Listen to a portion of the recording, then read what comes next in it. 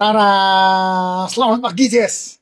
Jess, di konten ini aku berbahagia sekali. Ya, karena apa? Karena saya pikir racikan macin itu hanya dikonsumsi oleh masyarakat di Indonesia.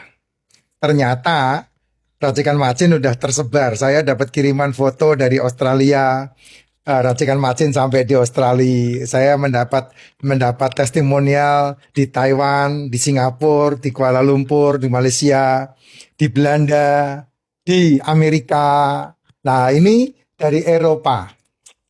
Testimonialnya dari Eropa. Ya, kamu perhatikan baik-baik ini. Senang banget ngelihatnya. Tak share ke kamu lihat. Ini sesuatu yang sangat gitu. Ya, senang banget saya. Nanti saya akan terangkan di konten 11 saya udah buat. Nah, saya mau buat khusus di sini untuk lanjutan di konten 11. Kamu dengerin, kamu liatin dulu ini. Nah, baca nih Jess. Baca ini Jess nih ya. Dikatakan apa itu? Pagi Pak Jess. Waktu Eropa. Wah, tuh luar biasa kan waktu Eropa. Mau cerita dikit ya. Pertengahan 2024, ini pertengahan tahun 2024 mungkin. Ya, saya ikut IMF. Saya nggak tahu IMF apa ini. Ya, dan Desember saya tersangkut di konten Bapak. Langsung mulai bulan berapa minggu lalu ya, bulan berapa minggu lalu, berarti sekitar Januari atau Februari ya. Ini kan sudah bulan Maret ini. Ya, mungkin bulan berapa minggu lalu itu 2 minggu ya. Periksa darah 2 minggu setelah periksa darah dua bulan lalu mungkin katanya seperti itu ya. Periksa darah, ditelepon sama dokter, bertanya, ibu bikin apa kok semua hasilnya normal. Saya senang sekali, berarti arahan Pak Jess itu 1000% tepat sekali. Saya tidak mengarahkan, ibu yang mengambil keputusan untuk mengikuti pola yang saya sampaikan ya. Awal memang BAB sulit. Ya, kalau kamu mengikuti pola makan saya, pasti BAB-nya sulit. Sebetulnya BAB-nya bukan sulit, bos. Ya, BAB-nya bukan sulit. Tapi tidak ada yang dibuang, tidak ada ampasnya. Kenapa tidak ada ampas? Lah, kamu makan telur, ikan, daging, seafood, dari mana bisa ada ampasnya? Ampas itu kan karbo. Ampas itu kan gula. Ampas itu kan serat. Ampas itu kan buah, sayur, nasi, cemilan, cepuluh, cebelas. Itu ampas semua. Itu susah dicerna dan susah diserap. Makanya kamu makan kangkung keluar kangkung, kamu makan jagung keluar jagung, kamu makan kol keluar kol, kamu makan toge keluar toge. Kenapa? Karena itu serat, susah dicerna dan tidak mudah diserap. Makanya BAB-nya sulit itu bukan karena sulit, tapi karena tidak ada ampas. Makanya saya sarankan minum MCT. Supaya apa? Supaya ususnya tidak luka. Supaya ususnya tidak bermasalah. Minum MCT atau makan lemak kambing, lemak hewan, lemak sapi, lemak babi. Itu sesuatu yang membantu untuk pencernaan di usus. Sehingga kamu kalau mengikuti pola saya, maka ketika maaf ya, ketika kamu BAB, kamu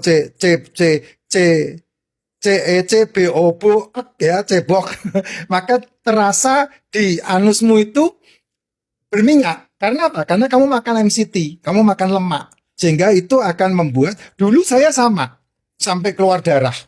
Tapi setelah saya ngerti, oh ternyata harus dibuat gitu karena tidak ada ampas. Maka sekarang tidak ada masalah. 8 tahun saya mengikuti pola seperti itu. Jadi kalau kamu baru seminggu, 2 minggu, terus kemudian keluar itu karena memang tidak ada ampasnya ya wajar. Nah, tinggal masalahnya kamu lanjutkan apa tidak. Nah, ibu ini lanjutkan. Ini Bu Leo ya.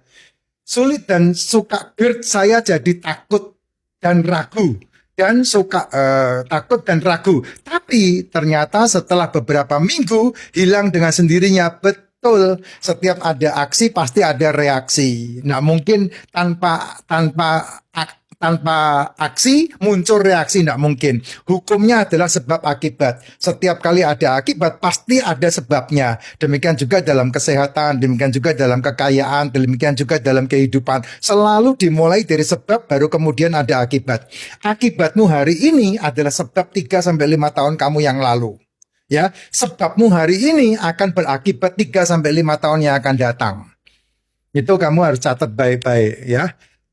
Obat, nah tuh lihat tuh, kalau sudah ngerti rahasianya dengan pola makan yang saya sampaikan, OBAT hilang dengan sendirinya, berhenti dengan sendirinya. Tuh dikatakan apa?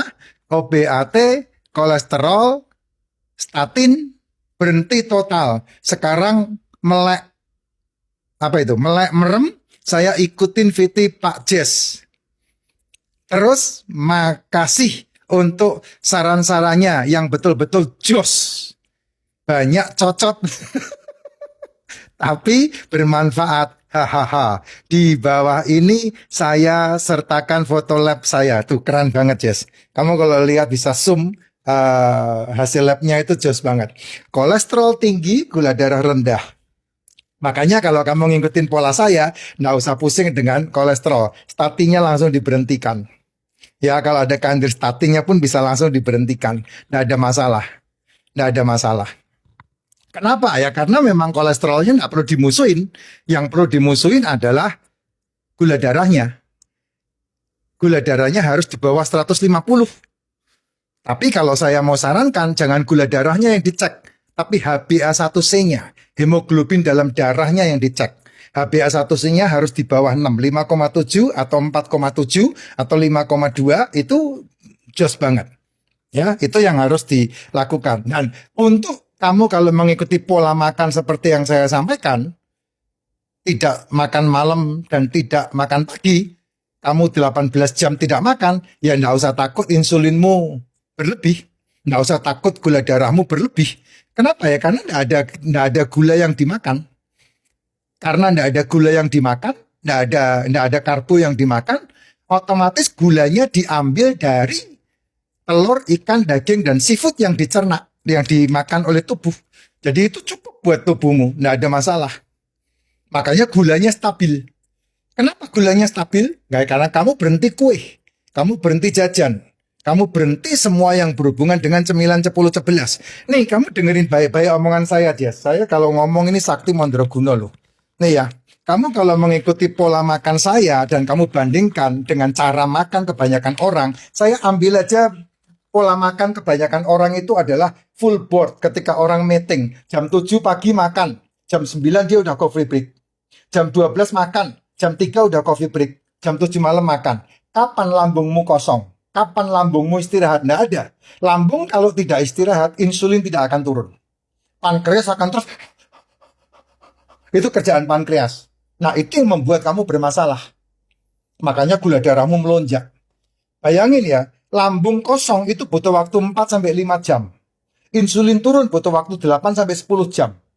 Nah, kamu jam 7 makan, jam 9 makan, jam 12 makan, jam 3 sore makan, jam 7 malam makan. Kapan istirahatnya? Kalau toh jam 7 malam makan, jam 2 pagi kamu tidur, jam 6 sore yang harus jam 6 pagi, jam 6 pagi yang harusnya insulin sudah turun, kamu langsung makan lagi bangun jam 7. Gimana tubuhmu mau istirahat? Jebol kamu. Gitu. Makanya saya selalu bilang, sedikit makan kamu akan jauh menjadi lebih sehat. Itu rumus.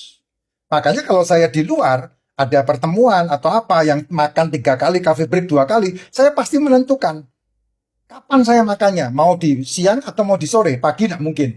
Saya pagi tidak akan pernah makan. Ketika jalan-jalan di Dubai, ketika jalan-jalan ke Thailand, ketika jalan-jalan ke Taiwan, ketika jalan-jalan di mana saya jalan-jalan gratis yang dikasih sama perusahaan, di mana saya menjalankan bisnis saya. Itu selalu saya sama istri milih makannya di mana. Kalau pagi harus sarapan, pasti yang saya makan telur.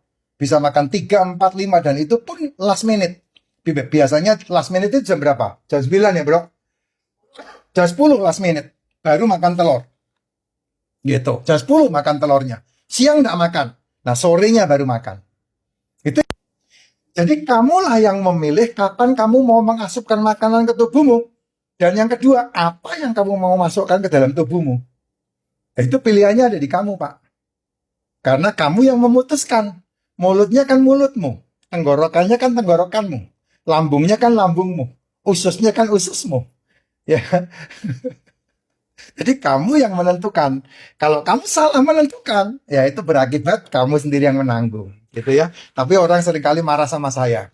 Urip mung sepisan, ora usah digawe susah. Mangan yo mangan, sing penting mangan. Monggo silahkan dilanjutkan. Kan itu urusanmu bukan urusan saya.